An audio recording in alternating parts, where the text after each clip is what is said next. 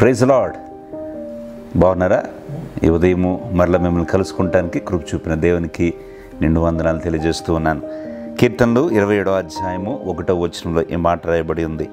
యెహోవా నాకు వెలుగును రక్షణయైనడు, నేను ఎవరికి భయపడను అని కీర్తనకారుడు ప్రశ్నిస్తూ ఉన్నాడు. దేవుడు మనకు వెలుగుగా ఉంటే, రక్షణగా ఉంటే మనం ఎందుకు భయపడాలి? ఎందుకు మనం వెరుస్తాము? దేనికి మనము కంగారు పడతాము? ఆయన మన ప్రాణదుర్గము.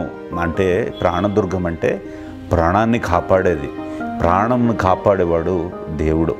ఈ ఉదయకాలంన ఏదన్నా భయముతో నువ్వు ఉన్నట్లయితే, ఈరోజు ఉన్న సవాళ్లను నేను ఎలా ఎదుర్కోవాలి అది నువ్వు కంగారు పడుతూ ఉంటుంటే, దేవుడు ఈరోజు నీతో చెప్తూ ఉన్నాడు, నాకు వెలుగైన యెహోవా నాకు రక్షణ అయి ఉన్నాడు, నేను ఎవరికి భయపడదును, యెహోవా నా ప్రాణదుర్గము, ఎవరికి వెరుతును అని దేవుడు చెప్తూ ఉన్నాడు. నా ప్రియ సహోదరి సహోదరుడా, ఇదిగో ఈరోజు దేవుడు నీకు ఇటువంటి గొప్ప అభయాన్ని ఇస్తూ ఉన్నాడు. భయపడకు, చింతించుకు, దేవుడు నీకు ప్రాణదుర్గముగా ఉన్నాడు.